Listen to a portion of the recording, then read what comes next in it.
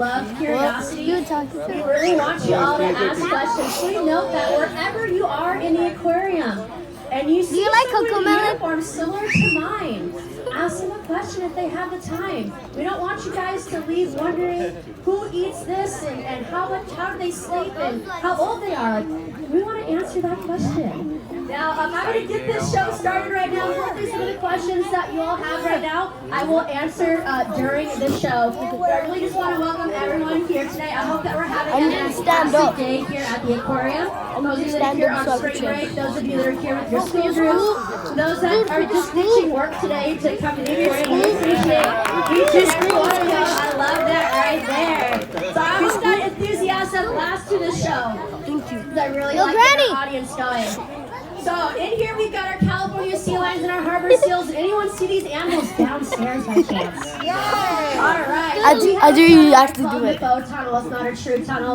That's where you're gonna get the best look at these animals. But coming here to the show, you're gonna get even a better look because our team of mammalogists, they're gonna bring these animals out on land.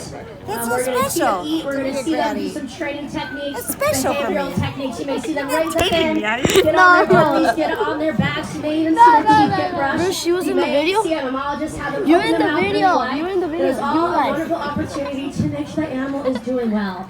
Now, I've got a couple questions for y'all. I want total honesty from you, and I want you to make some noise. If I want you to make some noise, if you're a big fan of the California sea lions.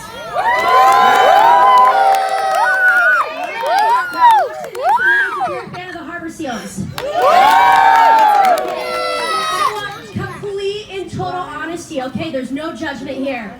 I want you to make some noise if you don't know the difference between the two. I'll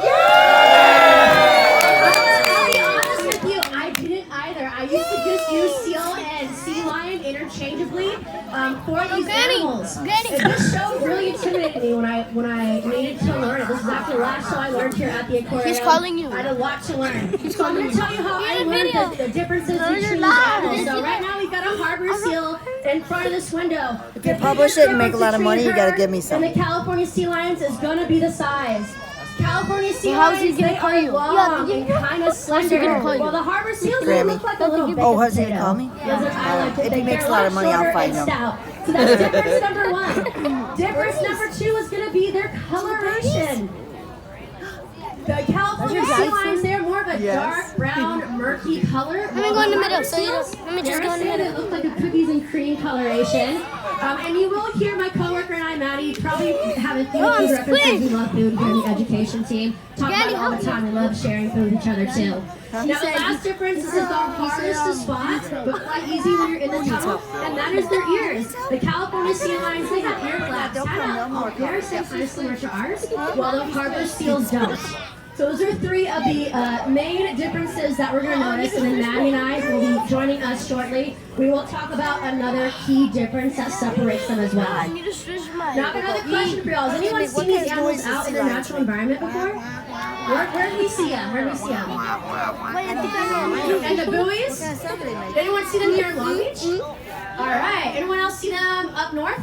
No. Yeah. La Jolla. Oh, La Jolla, down south. Oh, no, there's so many over there. They take over the beaches down there. Anyone see them near San Francisco by chance? All right. And has anyone seen them here in Long Beach? Yeah, we got a really healthy population out here in Long Beach. I've seen them closer to where I grew up in Manhattan Beach. My family used to go to Morro Bay, California a lot every spring break, in fact, growing up. So I saw some there along with the elephant seals. You're going to find these animals up and down the entire coast of California, and that is incredibly good news. I'll touch on this real quick. These are marine protected animals in California, which means there are very strict rules for how close we can get to them. Did you know if you see these animals out anywhere on our coast, you are technically not allowed to get within 50 yards of them. That is for your safety, and that is for their safety as well. But this is an animal whose numbers dropped really low several decades ago. So we put those rules in place to allow their numbers to thrive. And guess what? They're doing pretty well off of our coast. As many of you have said, you've seen them up and down the entire coast of California. They play a really important role maintaining the biodiversity in the kelp forest that is right off of our coast. Now we can see our California sea lions. They're getting really excited. You can see they are poking their heads out of the water. They know know that the mammalogists are coming. They know that it's time to eat. They are eagerly awaiting that food.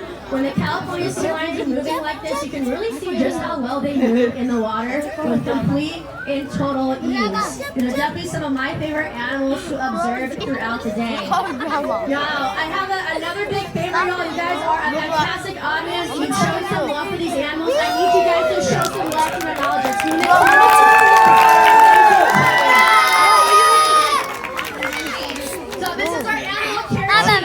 Our animal care team, they not only take care of the seals and sea lions, they take care of our birds and they take care of our otters as well. They're here 365 days out of the year, helping all our animals. They are truly amazing people. We are also joined by Maddie here. Can you guys make some noise for Maddie right here? She also volunteers with the team as well, so she knows a lot about them. And Maddie, how is it going so far in there? It's going great in here so far, and I got to hear a little bit about y'all becoming mammal experts on the outside. I've heard that some of you have actually met this local species just right here off of our coastline, so I'm really excited to share with you just a little bit more about these awesome backyard neighbors. Now, hopefully in a few minutes we're going to get a really good look at some of our California sea lions, and one of the differences that you'll notice besides those ear flaps with these two specific species is the size. Now take a look at this animal here up on the rock. You'll notice that not only it's quite large, but they're going to use their fins in a different way, right, Susie? Yeah, absolutely. And this was another key difference between the harbor seals and the California sea lions. Our California sea lions have very long, strong front flippers, which we just observed. They are able to jump up on those rocks, making it easy to maneuver on land. But those front fins are not only good on land, but they're also good in water, allowing them to move with ease. Now, Maddie, I know we don't have them next to normally he is, but our chasing king, they're a pretty good sized California sea lion. Pretty good weight, but Parker's got them beat. And with him on land, it shows just how strong those front flippers are, aren't they? Absolutely, yeah. You're probably looking at Parker behind you over in that other section. Now, again, that animal's going to be much larger, and he's going to have that sagittal crest, that bump on the head that differentiates those breeding males from those non-breeding males, like the one you see in the front window. Now, something else that notice about our sea lions that's different from what the seals you'll see on the beach is actually that unique coloration that our harbor seals have. This distinct type of camouflage is called disruptive camouflage, and it helps them break up their outline. Now, we're getting a great look at the agility of both of these animals right now, whether it be the harbor seal here on the beach or like the California sea lion, using those front flippers we just talked about. Now, let's look at the back end for the California sea lion. Susan, they have some really awesome adaptations that we share, right? Absolutely. They're going to use those back flippers to help them maneuver even easier in the water. Kind of get a good look at it right now as we see both Chase and Kane doing this really unique arching motion, which Maddie, you really got to talk about real quick. Before we do that though, Maddie, there's so much going on. I do want to talk about some of the giggling that was going on here. Kelly's got one of our amazing harbor seals right now. We talked about those front flippers, back flippers, but it's kind of different with the harbor seals, isn't it? It's going to be quite different from our harbor seals. Now you'll notice our harbor seals have a different body shape and their fins are going to be a bit shorter. Now that movement that you saw Shelby use to just get up on the beach, that right there is actually a very specific motion. It's called the lumping, and that's the real scientific term, right, Susan? It is. Can we all say go lumping? Go lumping. So that means to move in a clumsy manner. We're getting both of them right now. So you can see our harbor seals, they move differently from the California sea lions, again, because of those front flippers. Now, Maddie, we get this question a lot. We see the harbor seals moving on the belly. Does that hurt them moving on the belly? Absolutely not. All these animals are uniquely adapted to move that way in their environment. And this movement that you see is something that we use all around the beach every single night and rest. Now, something unique with our sea lions is when they come on the beach, they actually will sleep together and they'll touch each other because they love that thermotactic heat. Now, what's really cool about both of these animals is they do have blubber, which is a thin layer of fat that insulates them because the waters here off of our coast are very cold, nutrient-dense waters. And that's really good for them because that helps them catch the food that they like to eat. Now, what is the food of these animals, Susan? Yeah, so our California sea lions, they're going to eat a lot of schooling fish and squid. We're seeing that right now with Parker as he eats some very yummy fish. Oh, and we just got some squid right there. Now, their coloration also allows them to easily find that food in the water. A lot of you all are from California. You said you see these animals, you know that our water is not clear. It is very murky, it's very nutrient rich, and the coloration of Chase, Parker, and Kane allows them to hide in plain sight, making it very easy to find that food. But for our harbor seals, it's a little different. They're not quite getting some of the same food, and the coloration helps them in a little bit of a different way, doesn't it? It definitely does. Now, one of the things I wanted to touch on is the predators of these animals. Now, Susan, what's the predator of an animal like a sea lion or a harbor seal? Yeah, I'm actually going to throw this to our audience. Can you all name two main predators for our California seals and harbor seals? Shout it out. What's the other one? Orcas. Yeah, you might have heard Chase saying it there. Yes, those are the two predators. And what he's trying to explain right now is those predators, yes, are bigger and faster than the California sea lions and the harbor seals, but all of the unique adaptations that they shared with you today allow them to thrive in their habitat and avoid predation. Those really flexible, agile moves, whether it be in the water or outside of water, are going to help them prey significantly. Now, the animals are doing okay off of food like Susan, but their food that really likes that cold, nutrient-dense water is having a little bit of trouble, and unfortunately, if the food of these animals leave, these animals are going to leave kind of like we're going to do with this exhibit. So I'm going to go ahead and migrate north, and maybe you could tell our guests a little bit more about what's going to happen to these animals' food if our water temperature changes. Absolutely. Can I get a show of hands who here's from California? She's a good. So did you our California sea lions say the same thing. They're from California. Our coast is home to a beautiful, thriving kelp forest. There's 1,000 species that call the kelp forest home. There is so much biodiversity. It makes our state so incredibly special. And the California sea lions and harbor seals, they play an important role in that kelp forest. They love that schooling fish and squid and those benthic invertebrates like clams and mussels, for example. But if our water starts warming up, some of those food they eat is going to start moving up north, or it's going to die out. And do you think our California sea lions and harbor seals will stick around? They're not going to stick around. They're going to go up north, Oregon or Washington, and get real comfortable with them. So we need your help.